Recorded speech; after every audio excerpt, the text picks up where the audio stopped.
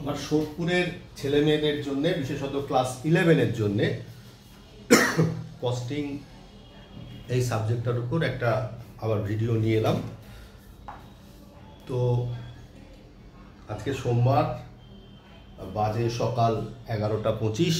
তোরা সবাই সম্ভবত স্কুলে গেছিস। তোদের নতুন স্কুল, নতুন ক্লাস, অনেক শুভেচ্ছা। ভালো করে স্কুল ক্লাস কর। স্কুলকে কখনো অস্বীকার করিস না, তার কারণ আমরা কখনো প্রতিষ্ঠানের ঊর্ধ্বে নয়। স্কুলকে স্বীকার করে ভালো করে পড়াশোনা কর। আমি সবসময় চেষ্টা করব তোদেরকে যতখানি সম্ভব এগিয়ে নিয়ে যাওয়ার জন্য। যাই হোক, অপ্রাসঙ্গিক কথা বাদ দিয়ে আমরা 18 নাম্বার অবধি, প্রথম চ্যাপ্টারের 18 নাম্বার অবধি এমসিকিউ করেছিলাম। তাহলে এবার আমরা 19 নাম্বার থেকে শুরু করি। আমি চেষ্টা করছি দুটো ভিডিও করবার, তার কারণ বড় ভিডিও হয়ে গেলে দেখতে আর ভালো লাগে না।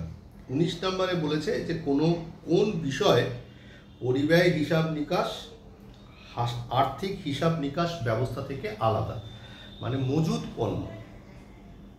মজুদ পণ্য মানে হচ্ছে কি, যে কোন বিষয় পরিব্যয় হিসাব নিকাশ আর্থিক হিসাব নিকাশ ব্যবস্থা থেকে আলাদা। আমি যে কথাটা বললাম না, মজুদ পণ্য, এখানে দেখ 19-এর সি নাম্বার পয়েন্ট রয়েছে মজুদ পণ্যের মূল্যায়ন।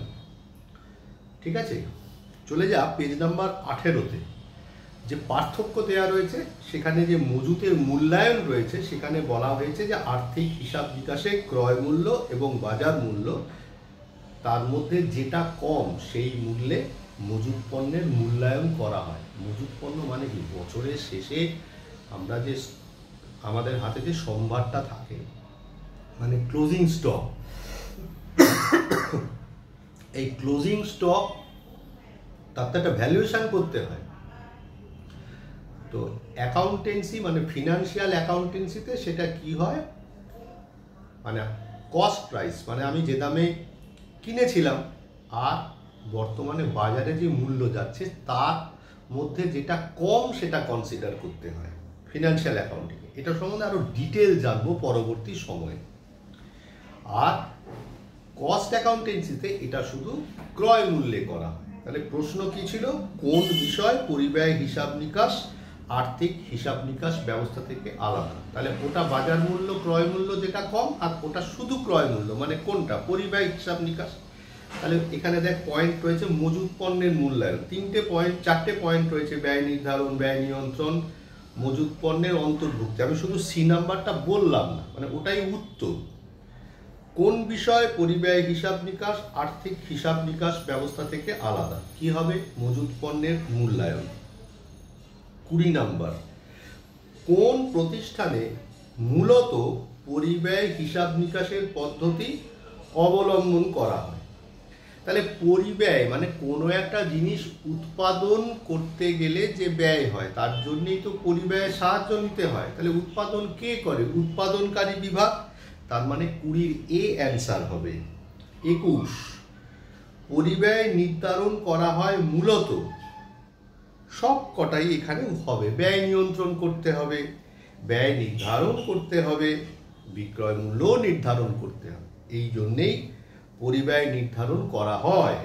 তার মানে এদের সবকটি হবে। নাম্বার 22, পরিব্যয় হিসাব নিকাশকরণের প্রতিবেদন প্রকাশের সময় হলো, কোনো সময়কাল নেই। তাহলে সময়কাল কি আছে, সময়কাল হচ্ছে যে যখন পরিচালক মণ্ডলী মনে করবে তখন। দেখ এখানে একটু অপেক্ষা কর,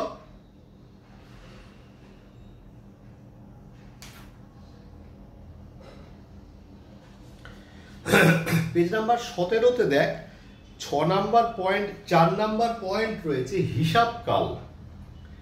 দেখ ডান দিকে লেখা রয়েছে, ব্যবস্থাপনার প্রয়োজনে যে কোনো সময় পরিব্যয় সংক্রান্ত হিসাব সরবরাহ করতে হতে পারে। এক্ষেত্রে সেভাবে হিসাবের কোনো নির্দিষ্ট সময়কাল নেই। তার মানে যখন চাইবে তখন তার পরিচালন বিভাগের নির্দেশ মতন হলো। কত নাম্বার তাহলে অ্যান্সার হবে, অ্যান্সার হবে 22। তাহলে দেখ একটু যদি কনসেপশনটা ক্লিয়ার করতে পারি, এগুলো করা কোনো ব্যাপারই না। এবার 23, পরিব্যয় কেন্দ্র হলো পরিব্যয় কেন্দ্র কোনগুলো, মানে যেগুলোর জন্য আমরা ব্যয় নির্ধারণ করি, উৎপাদন অবস্থান, সেবা কার্য, কার্যকলাপ, এগুলো সবই হবে, এদের সবকটি উত্তর হবে। চিনি শিল্পে কোনটি পরিব্যয় একক? অবশ্যই টন, 24-এর এ হবে। নিচের কোনটি পরিষেবা পরিব্যয় কেন্দ্র? মানে পরিষেবা মানে কি? সার্ভিস দেয়। ক্যান্টিন। কেন ক্যান্টিন? শ্রমিককে খেতে সাহায্য করে, তাহলে কত হবে? 25-এর ডি। 26, নিচের কোনটি পরিব্যয় হিসাব নিকাশকরণের সীমাবদ্ধতা নয় বলেছে, তার মানে দেখ ব্যয়ের ওপর নিয়ন্ত্রণ লেখা রয়েছে, মানে ওটা তো একটা অ্যাডভান্টেজেস, তাহলে 26-এর সি হবে। 27, অবচয়ের অংশ উৎপাদন ব্যয়ের অন্তর্ভুক্ত হলে তাকে বলা হয়, চলে যা page number, first page, 11 number page, কি লেখা রয়েছে? লেখা রয়েছে অবচয়ের অংশ উৎপাদন ব্যয় অন্তর্ভুক্ত করা হলে তাকে বলা হয় হচ্ছে আরোপিত ব্যয়। দেখেছিস? একদম লাইন মার্ক করে নে। তাহলে এখানে খুঁজে বার কর কোথায় আরোপিত ব্যয় আছে। 27-এ বি হবে তাহলে আরোপিত ব্যয়। নাম্বার 28 কি বলছে? কাঁচামালের ব্যয়, শ্রমের ব্যয় এবং উৎপাদন সংক্রান্ত অন্যান্য প্রত্যক্ষ ও পরোক্ষ ব্যয়। আমরা তো সেকেন্ড চ্যাপ্টার করছি। কাঁচামালের ব্যয় মানে material cost plus labour cost plus উৎপাদন সংক্রান্ত ডাইরেক্ট আর ইনডাইরেক্ট কস্ট সব যোগ করে কি আসে? টোটাল কস্ট, মানে উৎপাদন ব্যয় তৈরি হয়, মানে 28-এর সি। নাম্বার 29, পরিব্যয় হিসাব নিকাশের অন্যতম প্রধান কাজ হলো অবশ্যই পরিব্যয় নির্ধারণ আর হচ্ছে পরিব্যয় নিয়ন্ত্রণ, মানে সি, এ আর বি হবে। তারপর সেবাদায়ী পরিব্যয় কেন্দ্রের একটি উদাহরণ হলো ক্যান্টিন বিভাগ, মানে 3-এর 30-এর বি। বিক্রয় মূল্য থেকে ক্রয় মূল্য বাদ দিলে যা পাওয়া যায়, লাভও হতে পারে ক্ষতিও হতে পারে, মানে 31-এর সি।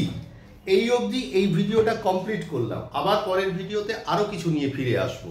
আরও একটা কথাই বলে নিই, ধরে নে জুলাই মাসের 31 তারিখ আমাদের পরীক্ষা, সেই বুঝে আমাদের এই দুটো মাসের মধ্যে কালবৈশাখী ঝড় তৈরি করে সমস্ত সিলেবাস শেষ করতে হবে, সেই রকমভাবে মেন্টাল প্রিপারেশান নিয়ে নে।